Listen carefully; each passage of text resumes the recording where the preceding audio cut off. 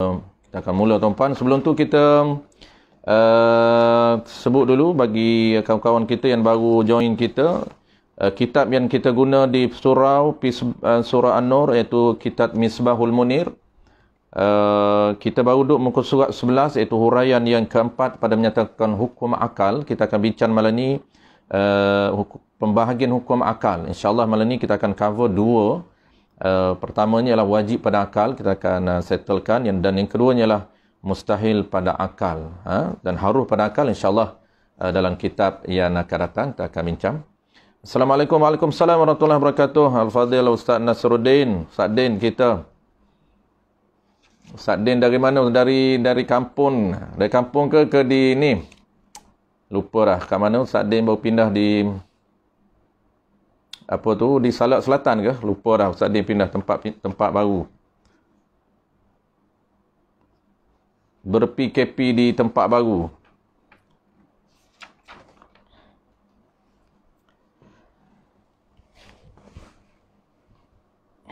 InsyaAllah malam ni kita akan bincang benda paling basic sekali tuan-puan. Basic sekali iaitu pembahagian hukum akal. Ada 3 dan kita akan cover 2 saja malam ni. 2 saja iaitu wajib pada akal dan juga mustahil pada akal. InsyaAllah harus pada akal tu kita akan bincang dalam kuliah yang akan datang. Sebab kita nak clearkan benda-benda basic. Sebab tu kita tak sempat untuk cover ketiga-tiga. Pembahagian hukum akal ada 3. Harus pada akal insyaAllah kita akan bincang lain kali.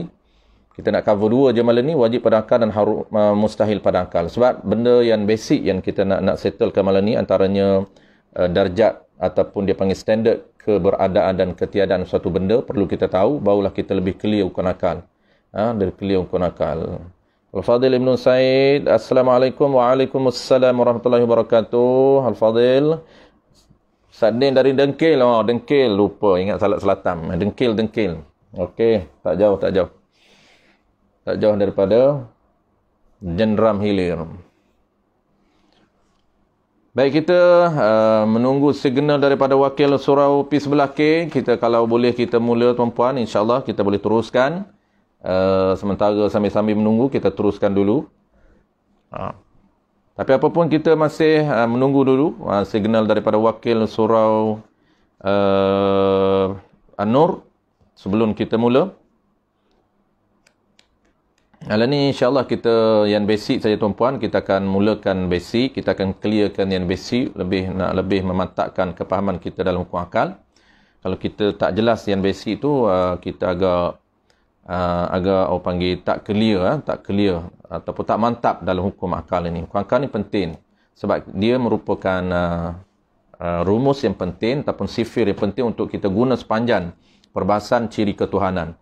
Ataupun sifat-sifat ketuhanan, sifat 20 yang kita akan guna, alat dia ialah hukum akal. Hukum akal ini sifir dan rumus yang sangat penting untuk kita guna. Baik, Al-Fadhil Ahmad Fajri kita dah bagi signal, boleh mula. Baik, tuan-puan insyaAllah kita mula. Bismillahirrahmanirrahim. Alhamdulillahirrabbilalamin. Wassalatu wassalamu ala ashrafil anbiya'i wal mursalin wa ala alihi wa ashabihi ajma'in. Allahumma علمنا ما جهلنا وانفعنا بما علمتنا وجعلنا من المخلصين وصلى الله على سيدنا محمد وعلى آله وبارك وسلم والحمد لله رب العالمين أما بعد. Terlebih dahulu tuan-puan, marilah sama-sama kita menyatakan setinggi-tinggi kesyukuran kehadrat Allah Subhanahu wa taala kerana dengan limpah kurniaannya dapat kita diberi kesempatan, masa, diberi peluang serta kekuatan oleh Allah Subhanahu wa taala untuk kita berada dalam majlis seperti biasa, walaupun kita adakan pada malam ini secara online, kuliah ataupun pengajian tetap kita setiap hari Isnin bulan minggu keempat di surau An-Nur Presiden sebelah Putrajaya. Walaupun kita dalam PKP 2.0 tuan-puan, tapi kita masih diberi kesempatan dan peluang oleh Allah Subhanahu wa taala untuk kita teruskan mengadakan aktiviti pengajian kitab kita seperti biasa walaupun secara online. Mudah-mudahan kita diberi kemudahan dan keberkatan oleh Allah Subhanahu wa taala. Waalaikumsalam warahmatullahi wabarakatuh. Bagi yang memberi salam, Mama Hafiz dan juga Aban Zaki Basri. Baik, kita terus tuan-puan, muka surat 11 kitab Misbahul Munir. huraian yang keempat pada menyatakan hukum akal. Kita akan recall balik ataupun kita akan baca balik sedikit yang telah kita baca sebelum daripada ini, iaitu takrif yang pertama, takrif wajib pada akal. Yang pertama, wajib pada akal. Baik, sebelum kita baca wajib pada akal ataupun pembahagian hukum akal ada 3 ini, kita sebut balik tuan-puan tujuan kita nak kena tahu ataupun tujuan kita belajar hukum akal. Sebelum ni kita dah belajar hukum syarak, dan sebelum ni kita belajar hukum adat, dan hari ni kita antara topik yang paling penting di dalam kitab Tauhid ataupun dalam kita nak mengenal, dalam proses kita nak mengenal Allah Subhanahu Wa Taala, antara benda yang paling penting iaitu hukum akal. Tujuan apa kita belajar hukum akal tuan-puan? Tujuan ini kena tahu kenapa? Kerana baru kita nampak, baru kita ada target, baru kita nampak tujuan kita, objektif pengajian kita. Kenapa nak kena belajar hukum akal? Jawab dia tuan-puan, hukum akal ini sebagai perantaraan untuk kita mengenal Allah Subhanahu Wa Taala. Saya ulang sekali lagi tuan-puan, sebab tu dia panggil hukum akal ini wasilah. Dia panggil wajib, wasail. Wajib kita belajar hukum akal, bukan wajib zati, tetapi wajib wasail.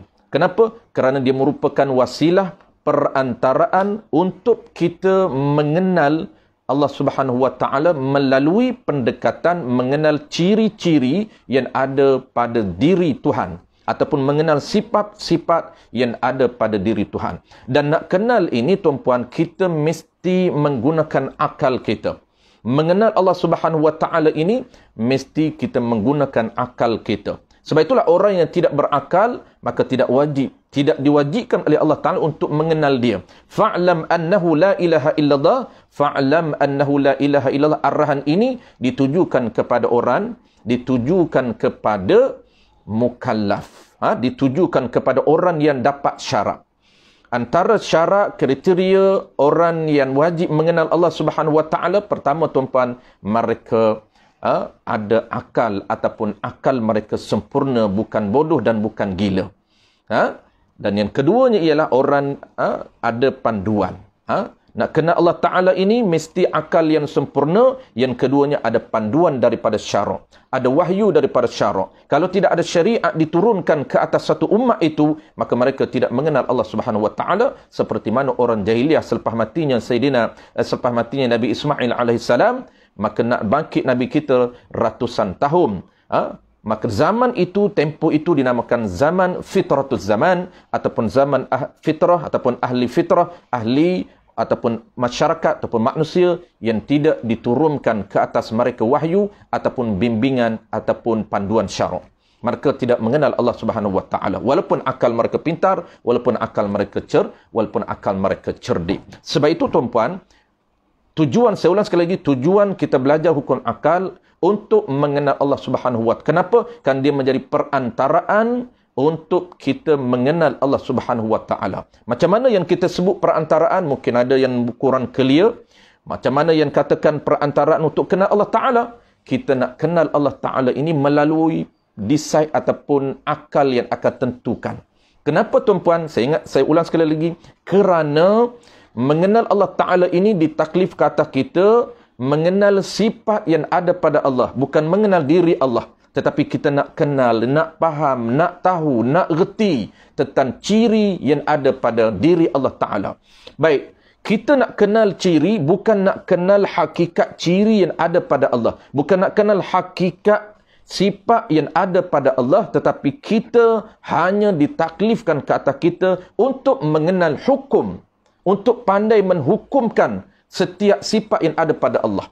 Kita nak kena pandai menghukumkan, menentukan, decide setiap sifat yang ada pada Allah menggunakan hukum akal yang kita belajar. Sebab itulah kalau orang tak belajar hukum akal, dia tak mampu untuk decide, untuk tentu, untuk hukum setiap sifat yang ada pada Allah. Mana contoh dia tuan-puan?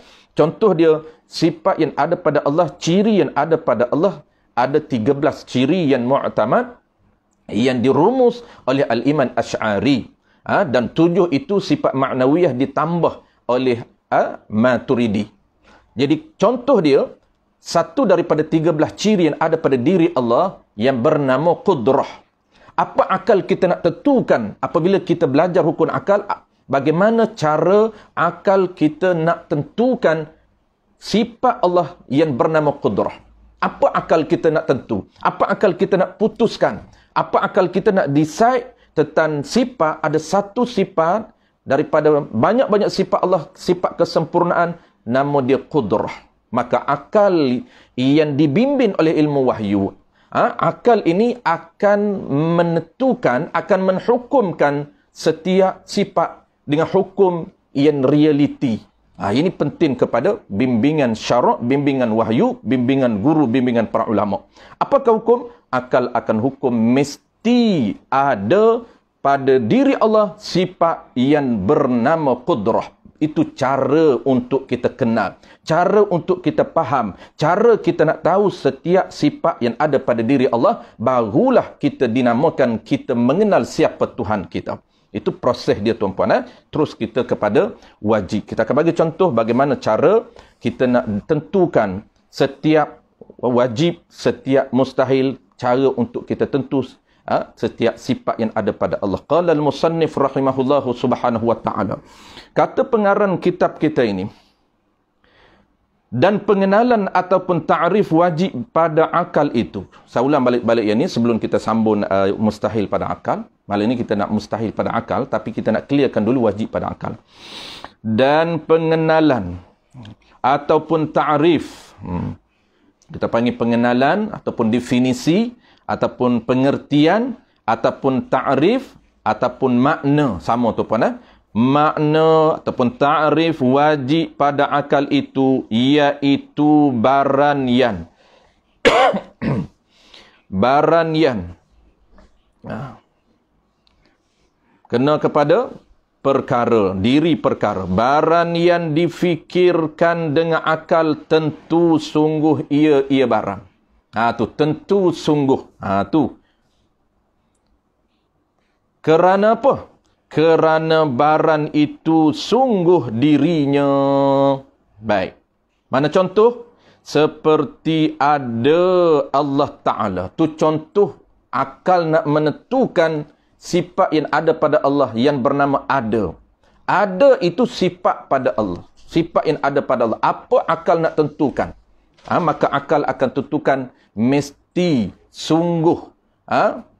Mesti sungguh sifat yang bernama ada pada Allah Ta'ala. Baik. Kesimpulan tuan-puan. Maka apabila kita fikir dengan akal kita, tentulah kita memutus dengan akal akan sungguh kerana ada Allah Ta'ala itu sungguh. Baik. Dan umpamanya, dan contoh yang lain, dia bagi satu contoh. Umpamanya, umpama ada, contoh-contoh yang lain selain pada ada, daripada segala perkara yang wajib pada akal. Baik, ini kita dah baca sebelum daripada ni tuan-puan. Cuma saya nak ulang balik sahaja sebab tu saya baca laju untuk ulangan sahaja. Baik, kesimpulan dulu sebelum kita masuk mustahil. Apa kesimpulan wajib pada akal? Yang panjang tadi tuan-puan, yang panjang tadi kita bukan nak ingat semua yang panjang, tapi kita ingat yang pendek. Apa yang kita nak apabila sebut wajib pada akal, apa rumus yang kita mesti ingat? Apa sifir yang kita mesti ingat? Dia sebut tadi satu, mesti sungguh. Dia kata tadi mesti sungguh. Sebut kata wajib pada akal, kita nak terus keluarkan rumus, keluarkan sifir. Bukan yang kita nak hafal panjang, tidak. Bukan kita nak hafal barang yang boleh diterima pada akal akan ada. Bukan, yang tu panjang, tak faham kita. Kita terus nak ambil rumus, terus kita nak ambil sifir dia. Apabila kita kata wajib pada akal tuan-tuan, maksud apa wajib pada akal? Maksud dianya yang kita kata hukum ataupun pembahagian hukum akal ada 3, wajib pada akal, mustahil pada akal, harus pada akal. Wajib pada akal ni apa yang mudah kita nak faham? Apabila wajib pada akal, maka lahir rumus kita, kena ingat mesti ada. Mesti ada barang ataupun perkara yang ada ataupun benda yang ada. Mesti ada tiap-tiap benda yang ada ataupun tiap-tiap perkara yang ada. Satu. Yang kedua, dia ada dua rumus tuan-puan. Detailnya dua. Kalau satu cukup dah. Tapi kita nak bagi dua. Yang kedua, ataupun mesti sungguh. Ini dia bagi sungguh.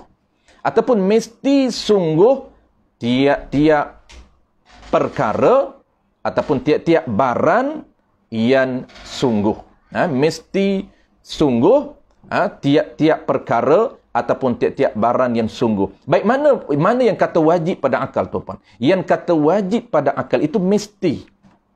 Contoh mana, tuan-puan? Contoh dia mesti sungguh. Kita ambil contoh mesti ada dulu. Mesti ada bagi Allah Ta'ala sifat ataupun ciri yang bernama qudrah, yang bernama perkuasa. Perkuasa ni, tuan-puan, satu ciri yang ada pada diri Allah.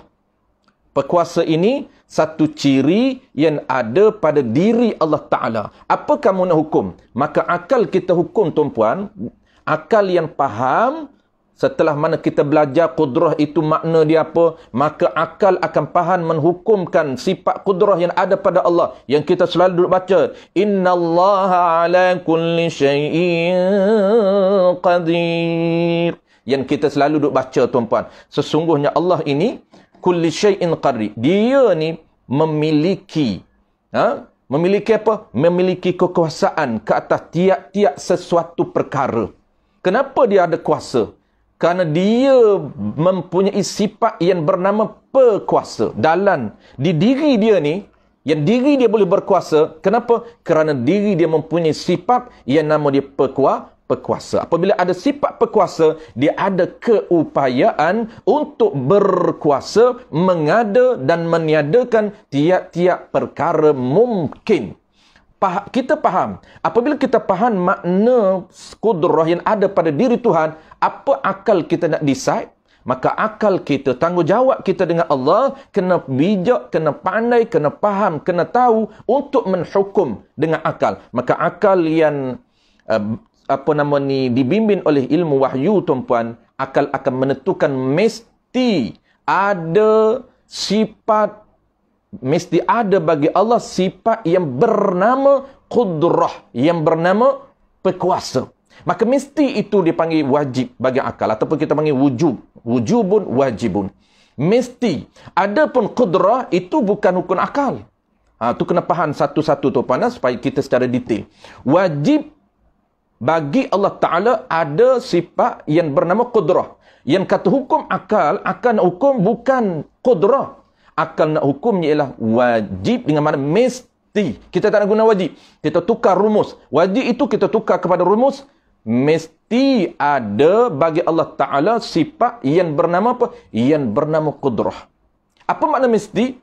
Mesti itu kadang-kadang kita dah buah mesti tak tahu makna. Mesti ni makna apa? Makna mesti ni, tuan-puan, mesti itu terjemah. Mesti ni dengan makna apa? Mesti dengan makna tetap, tidak berubah-ubah. Apabila kita kata mesti ada. Apa makna mesti ada? Tidak berubah-ubah.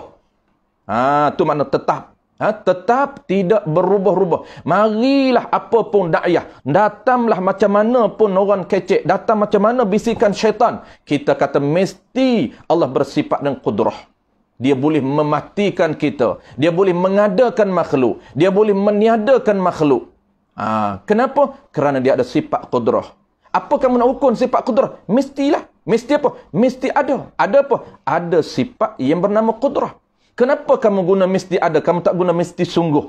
Ini lain, tuan-puan. Secara umum, untuk kita yang newbie, untuk kita yang baru, berkecimpung dalam dunia, dalam bidang akidah, cukup untuk level asasnya.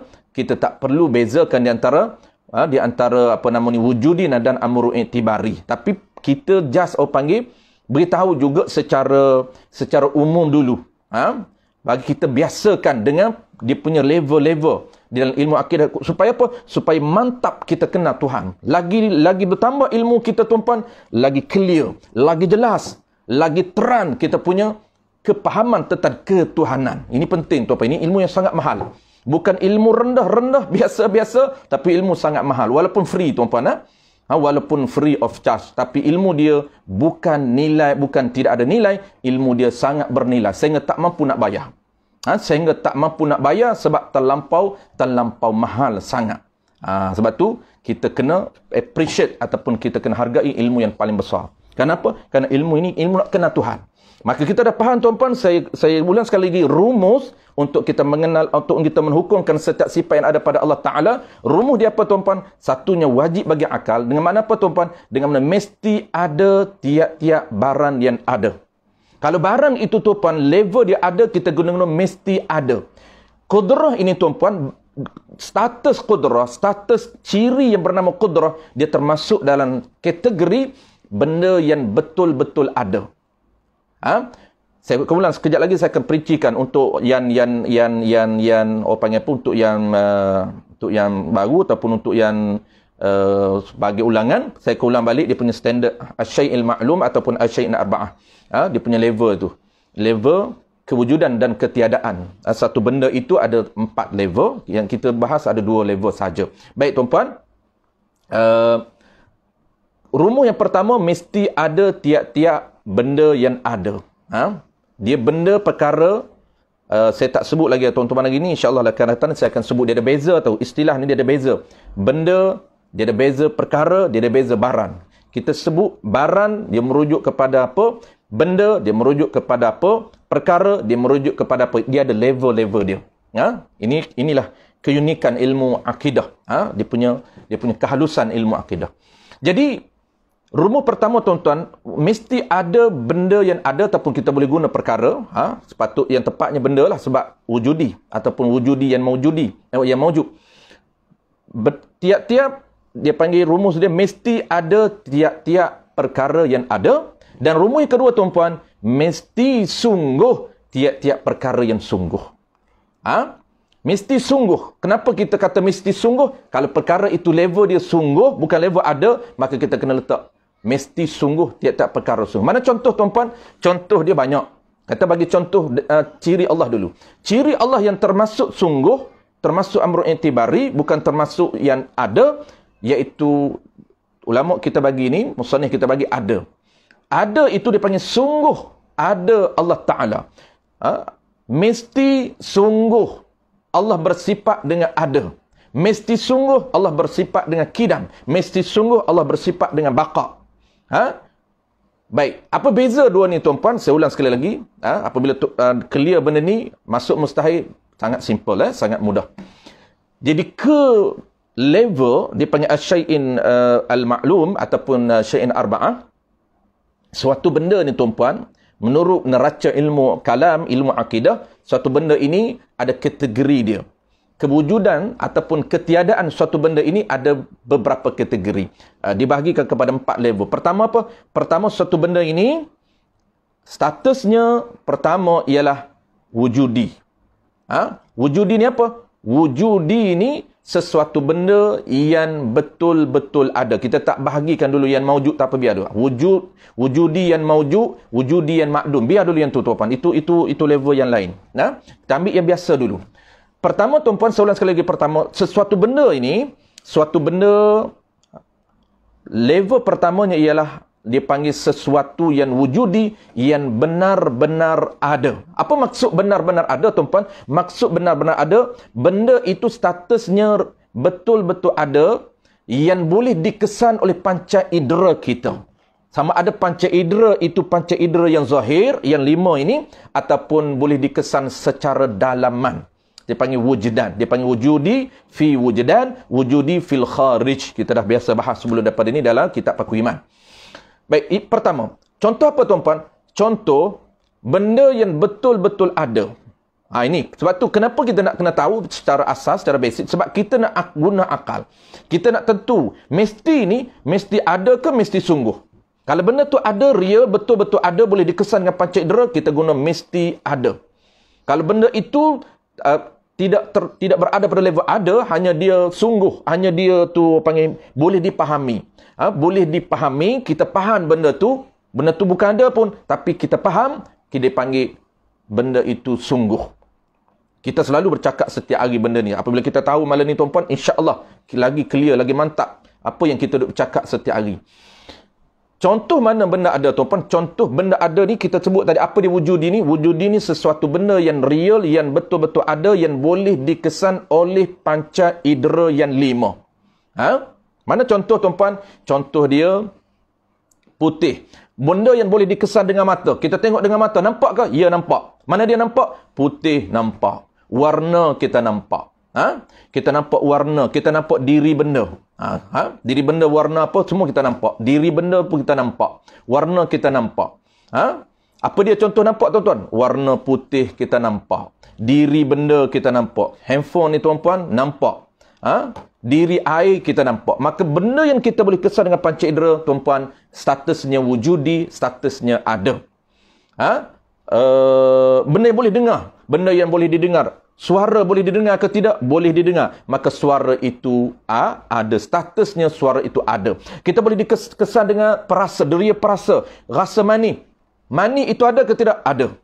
Mani itu tuan-tuan ada. Masin itu ada. Apa lagi tuan-tuan? Apa saja rasa termasuk benda yang ada. Maka kita panggil benda itu wujudi. Benda yang ada. Baik, contoh apa lagi? Boleh deria dengan deria sentuh. Dengan deria rasa sentuhan. Angin tuan-tuan, angin, udara ni dia termasuk wujudi. Kenapa? Kerana kita boleh teris kewujudan udara.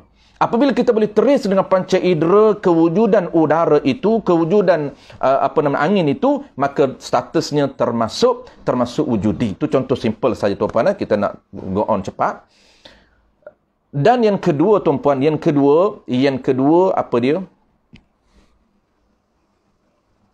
Lain banyak sangkut-sangkut. Oh, lain sangkut-sangkut. Mungkin lain di rumah saya rasa okey. Lain di rumah saya rasa okey. Mungkin lain di tempat lain dah. Orang lain macam mana? Orang lain okey tak? Di mungkin area P sebelah K ni, ataupun area pression sebelah, mungkin lain ada problem. Al-Fadhil Muhammad Jamali kata, lain sakut-sakut, syaitan banyak ganggu rasanya. Syaitan. COVID-19 virus pun banyak ni. Syaitan campurlah virus, kena ganggu juga lain pun baik. Mungkin orang lain okey. Mungkin lain orang lain tempat lain okey. Saya rasa tempat di pression sebelah saja saya rasa problem. Di rumah saya pun saya okey, di rumah saya pun okey. Okey, Bayuk kata okey, lain di Bayuk di Kajan. Di Kajan okey. Maknanya lain di pression sebelah saja problem. Okey. Baik, mungkin boleh kalau lain tak berpeluk, sekejap kita dah save, mungkin boleh record balik ataupun boleh tengok balik. Baik, soalan balik tuan-puan. Jadi benda asas ini kita ulang balik contoh pertama clear, contoh benda wujudi. Wujudi saja, kita tak nak bahagikan lagi. Wujudi yang maujud, wujudi yang makdun, tu biar dulu. Kita nak fokus yang asas saja. Baik, yang kedua, sebab kita bagi dua rumus ini, dia ada dua. Mesti ada tiap-tiap benda yang ada dan mesti sungguh tiap-tiap benda yang sungguh. Sebab tu apabila benda ni ataupun rumus ni dua kita bagi, kena faham dua level. Double tap Joe, presiden sebelah okey. Presiden sebelah okey. Jiran sebelah okey. 10 okey, sebelah kurang clear. Kurang clear. Tak apa. Kita harapkan kembali okey. Lain. Sebab tadi pun Syekh Ahmad Fajri kata pun memang lain problem juga kat dia. Maknanya lain depression sebelah. Baik, kita terus tuan-puan. Kita terus ke rumus yang kedua. Level pertamanya ialah level wujudi. Level yang keduanya kita ambil amrun i'tibar. Kita tak bincang lagi. Ada 4 level tu. Wujudi, makdum, amrun i'tibar dan hal. Baik, kita ambil dua dulu. Tuan-tuan, kita ambil dua dulu malam ni. Pertama, level wujudi. Dia ada 4 level, tuan. Sesuatu benda ni, keberadaan dan ketiadaan suatu benda ini boleh dikategorikan kepada 4 level ataupun 4 standard. Standard pertama, level pertama dia panggil level benda yang betul-betul ada, ia wujudi. Betul-betul ada tu boleh dikesan dengan panca indera ataupun boleh dikesan dengan wujudan. Dia panggil boleh dikesan secara dalaman. Dalaman apa dia? Tenaga kita, kita sakit, kita deman, iradat kita tu boleh dikesan dengan tenaga dalaman. Baik. Yang kedua ni tuan, level kedua apa? Dia panggil level amrun i'tibar. Suatu perkara yang diiktibar, yang dinisbahkan dengan akal kita. Maksud apa? Maksudnya kita faham benda itu. Walaupun benda itu bukan ada. Tetapi kita faham, kita akui. Mana contoh dia tuan-puan? Sebab tu lahirnya sungguh, mesti sungguh. Dia tak kata mesti ada, dia kata sungguh. Mana contoh dia tuan-puan? Banyak contoh dia. Contoh dia, kita ambil dulu contoh makhluk dan contoh Allah. Kita ambil dua-dua contoh. Satu contoh makhluk, contoh baharu, dan kedua contoh qadim. Kena ambil dua contoh baru clear. Kalau benda mesti ada tadi, kita ambil contoh baharu, putih, warna, rasa. Itu contoh baharu. Kalau contoh qadim, Allah Ta'ala bersifat dengan qudrah. Ada itu tuan-puan, apa namanya, qadim pula. Apa nama tu? Qudrah. Qudrah itu sifat perkuasa itu statusnya wujudi. Standard dia wujudi. Apa dia? Dia benar-benar ataupun betul-betul ada di diri Allah. Maknanya tuan-puan, maknanya kalau Allah buka kasyaf kita, kita boleh nampak dengan mata kita sifat Allah di diri Allah yang bernama qudrah. Bukan nampak diri Allah saja, nampak sifat yang berada pada diri Allah, yang qaimatun bizatihi ta'ala. Yang kata wujudiyat sifatun wujudiyatun qaimatun bizatihi ta'ala yata'atta biha tu. Itu apa nama ni? Makna qudrah yang ada pada diri Allah. Sebab apa kita boleh nampak di akhirat kelak ciri yang bernama qudrah?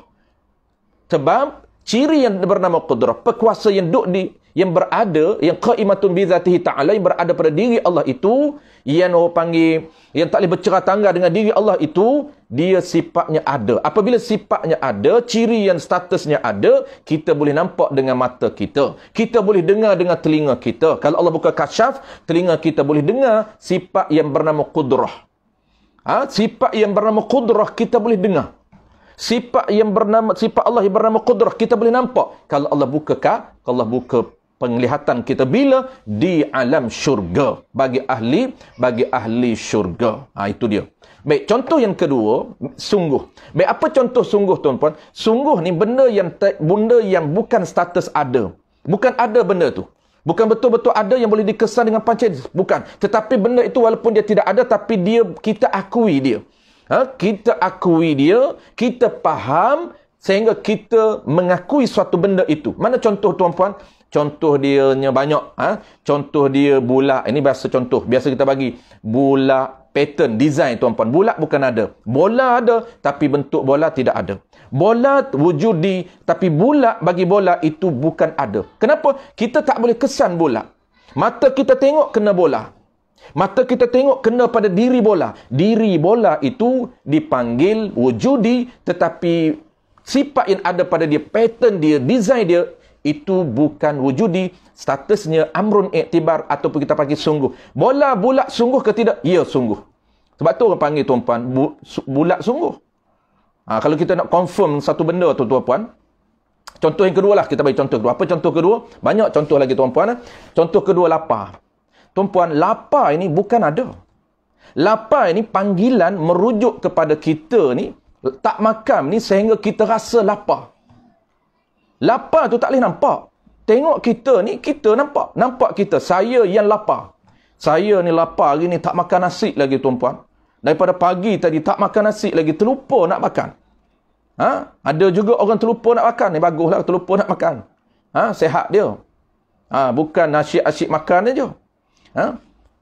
Lapar. Jadi lapar ni tuan-puan, nampak tak? Tengok kita.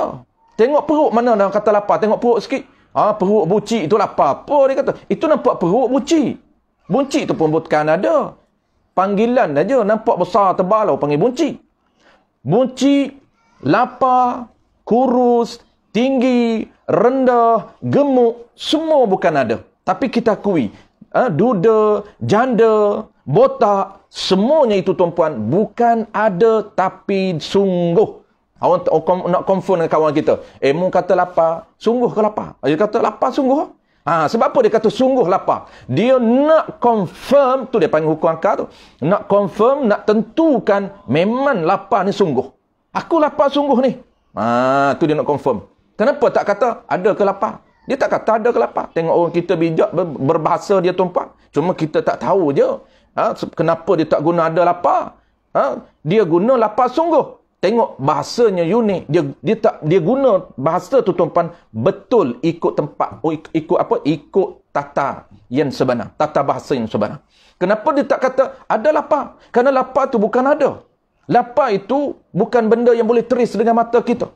Lapar itu hanya sungguh kita faham lapar ni macam mana. Apabila benda yang kita faham, benda kita akui, dia panggil benda itu dalam ilmu hukum akalnya kita panggil mesti sungguh.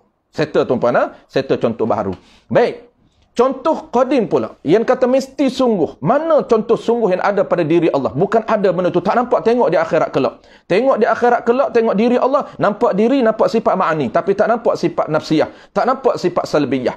Tak nampak sifat maknawiyah. Kenapa? Kerana sifat itu bukan berada pada wujudi. Kerana dia berada pada amrun iktibari. Contoh mana? Contoh tuan-tuan, benda sungguh. Benda ini sebab pada akal je. Akal je menentukan sungguh. Akal akui. Akal faham benda ni. Contoh mana? Contoh ada. Ada bukan nampak tuan-puan? Ada. Nampak kata saya ada dah gini.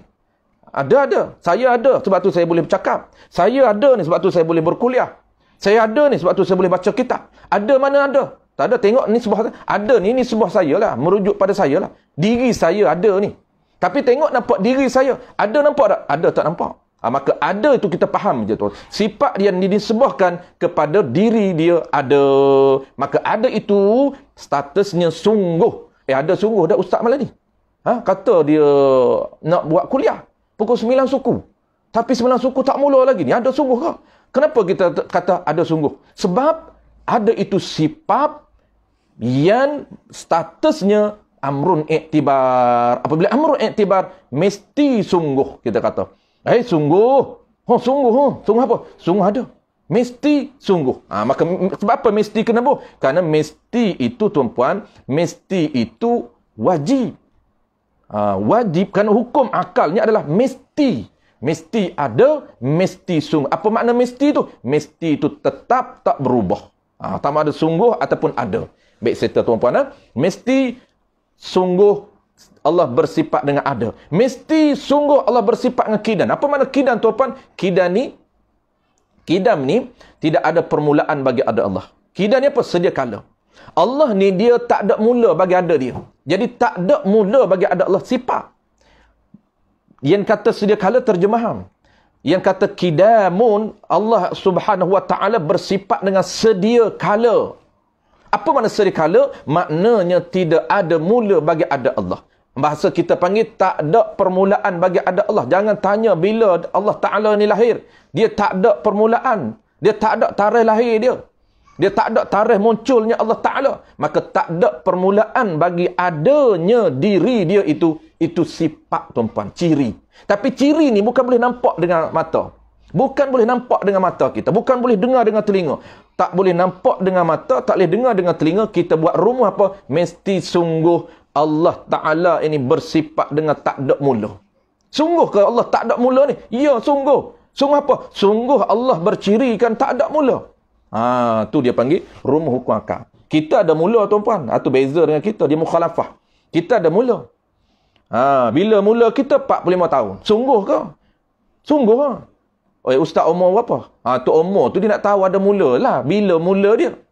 Kalau kita nak tahu umur kita tuan-puan, sebab apa orang nak tahu sangat umur tu? Sebab orang nak tahu dia ni kewujudan dia di dunia ni bermula bila? Dah 44 tahun yang lampau.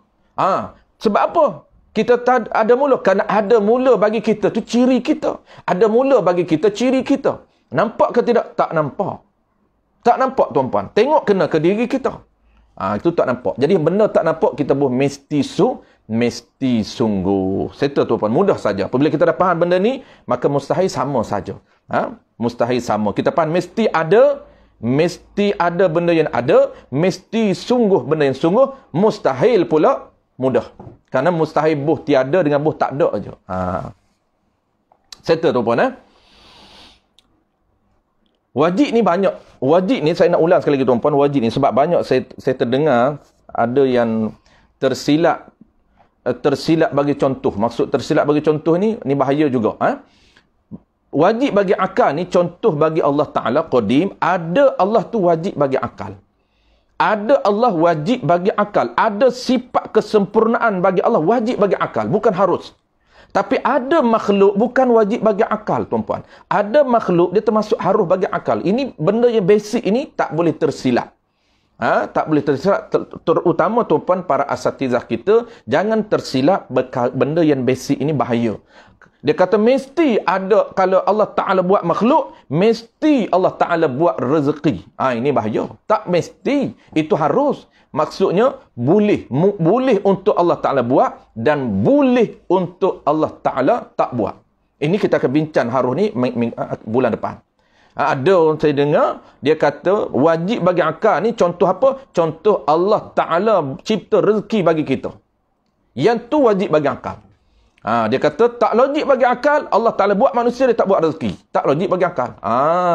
Nampak betul. Tapi tak betul tuan-puan. Nampak contoh tu betul, tapi tak betul.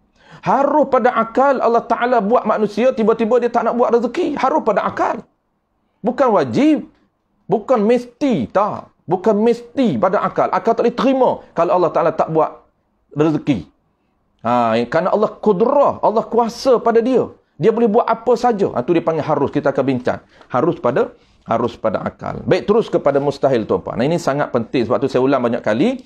Sangat penting untuk kita guna dia ketika mana kita nak kenal Tuhan. Sebab kalau kita tak pandai guna basic ni, kita tak mampu untuk memahami ciri ketuhanan dengan perfect, dengan betul dan dengan sempurna. Dan qala al-musannif rahimahullahu ta'ala, dan pengenalan atau ta'rif.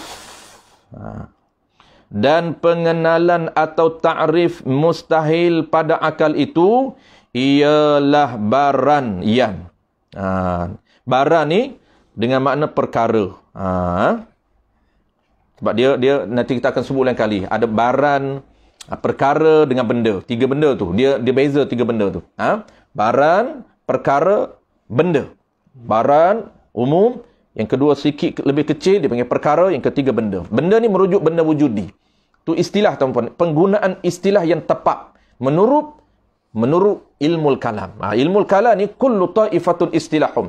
Tiap-tiap medan ilmu, tiap-tiap ilmu ini dia ada istilah yang tersendiri yang kita kena kuasai, tak boleh campur aduk. Tak boleh campur aduk. Kerana fiqh lain, akidah lain, tasawuf lain. Jangan kita samakan. Satu istilah, kita samakan rangkun ketiga-tiga bidang. Tak boleh. Begitu juga. Dan pengenalan atau ta'rif mustahil. Mustahil ni benda yang akal tak boleh terima. Itu mana mustahil? Apa dia? Mustahil pada akal tu? Ialah baran, perkara, ataupun diri benda. Barang yang difikirkan dengan akal tentu tidak.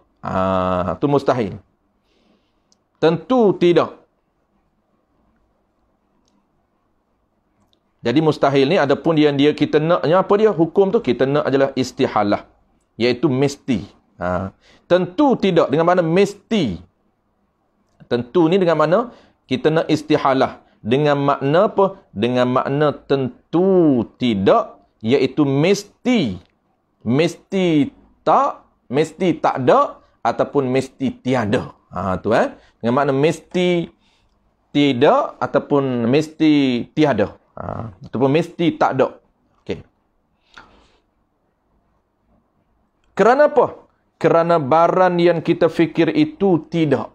Barang yang kita fikir itu tidak diterima pada akal. Barang yang kita fikir itu tak boleh diterima pada akal. Tak boleh terima pada akal tu, tak boleh terima pada akal apa? Ada. Nak kata buta pada Allah, akal tak boleh terima. Nak kata lemah Allah, akal tak boleh terima. Itu dia panggil mustahil.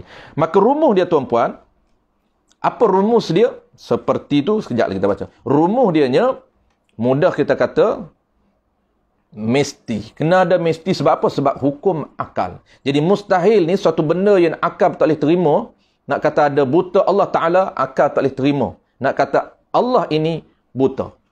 Nak kata Allah Ta'ala ni buta, maka akal tak boleh terima. Allah ni lemah, akal tak boleh terima. Nak kata Allah ni peka, akal tak boleh terima. Nak kata Allah Ta'ala putuli ni, akal tak boleh terima. Baik. Rumus dia apa? Rumus dia mesti. Rumus dia lahir. Tu dia kata tentu tidak. Rumus dianya, perkara yang tidak ada tu kita panggil apa? Kita panggil, kerana mustahil ni dia kena perkara yang tidak ada ataupun perkara yang tak sungguh. Perkara yang tidak ada ataupun perkara yang tak sungguh pada Allah. Buta tu perkara yang tak ada pada Allah. Ada mula itu perkara yang tak sungguh pada Allah. Baqa. Allah, kerana Allah dia baqa. Kerana Allah dia kidam. Jadi ada mula itu benda yang tak sungguh pada Allah. Jadi mustahil ni apa? Mustahil ni kena kepada perkara. Mustahil itu kena pada perkara yang tidak ada ataupun yang tiada. Perkara yang tiada itu mustahil. Maka rumus apa? Istihalahnya, rumus itu ialah kita kena buat rumus mustahil. Ini apa dia? Ataupun istihalah yang kita nak, mesti tiada. Mudah aja. Mesti tiada. Ataupun mesti tak ada.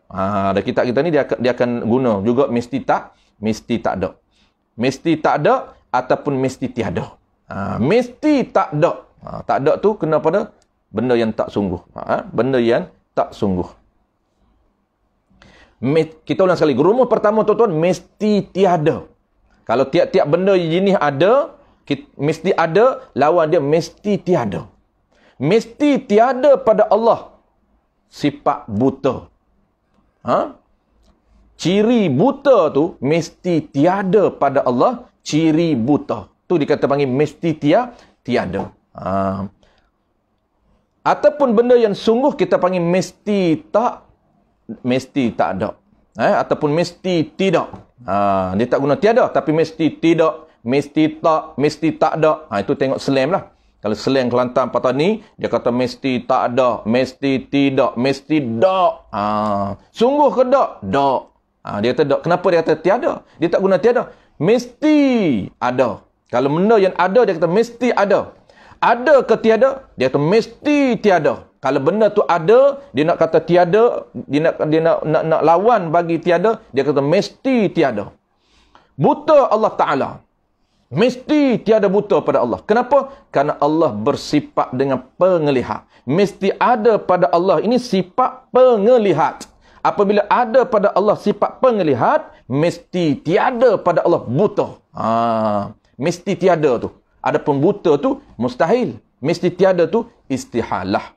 Dia panggil buta itu perkara yang mustahil. Perkara yang tiada pada Allah. Perkara yang tiada ni apa? Buta tu lah. Maka buta tu kena pada perkara, mesti tiada itu kena pada hukum akal. Maka akal akan hukum apa? Akal kata mesti tiada. Apa yang tiada tu? Mesti benda.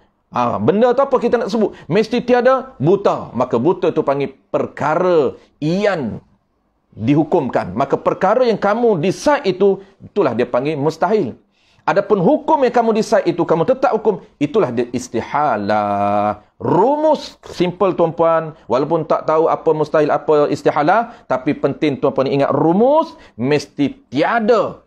Apa tiada? Tengok, barulah kita kaitkan dengan ciri Allah. Mesti tiada. Sebab tiada ni dia merujuk pada benda yang ada.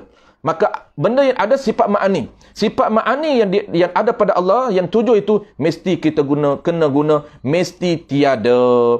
Mesti tiada buta pada Allah. Mesti tiada tuli pada Allah. Mesti tiada pekak pada Allah. Tuli ataupun pekak lah. Mesti tiada, apa lagi? Bisu pada Allah. Ada pun satu lagi, mesti tak ada. Itu dia merujuk sungguh. Merujuk pada merujuk sungguh.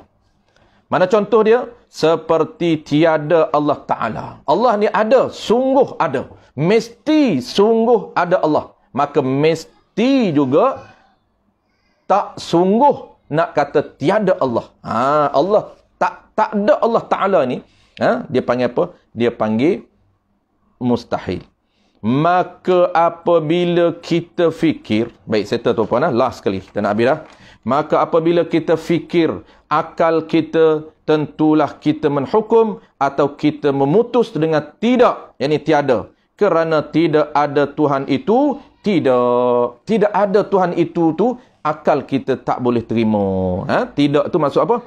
Maksudnya, diri tidak itu yang kita kena i'tiqad. Diri tidak. Maksud apa? Maksud tiada Tuhan itu. Sungguh. Allah Ta'ala itu ada. Allah Ta'ala itu ada. mesti tiada. Dan umpamanya daripada segala yang mustahil pada akal. Baik, kita dah lewat tuan-puan. Wallahu a'lam. Dan pengenalan atau ta'rif harus pada akal itu ialah barang yang difikirkan dengan akal. Saya minta maaf, saya terlupa tuan-puan. Pihak surau tahu lebih kurang 40 ke 40 minit saja. Saya terlupa. Tempat lain 1 jam. Saya terlebih. Minta maaf banyak. InsyaAllah tuan-puan, kita akan jumpa lagi dalam siri yang akan datang ataupun dalam kuliah bulan depan dalam tajuk yang ketiga, iaitu pengenalan ataupun ta'rif harus. Dia ada 3 pembahagian hukum akal. Pertamanya wajib bagi akal, yang kedua mustahil bagi akal, yang ketiga harus bagi akal. Kita dah ada 2 rumus. Rumus pertama wajib bagi akal, mesti ada, tiap-tiap benda ada, mesti sungguh, tiap-tiap benda yang sungguh. Dan yang keduanya kita dah ada rumus mustahil pada akal, iaitu mesti tiada dan mesti tak sungguh atau mesti tak ada. Itu gunalah apapun. Tapi yang penting mesti tiada dan mesti tidak ataupun mesti tak. Mesti tak ada. Baik, 2 rumus kita dah tahu dan kita juga dah bagi contoh. InsyaAllah yang ketiganya paling simple saja, iaitu bulan depan. Bismillahirrahmanirrahim. Alhamdulillahirrabbilalamin. Wassalatu wassalamu ala asyrafil anbiya'i wal mursalin wa ala alihi wa ashabihi ajma'in. Allahumma faqihna fi din wa 'allimna ta'wil wa ja'alna minal ulama'ul 'amilin wa ja'alna minal mukhlisin. Wa sallallahu ala sayyidina Muhammad wa ala alihi wa baraka wasallam. Walhamdulillahirabbil alamin. Dan terima kasih tuan-puan, terima kasih semua kepada yang sudi join kita pada malam ini memeriahkan majlis kuliah kita. InsyaAllah kita jumpa lagi.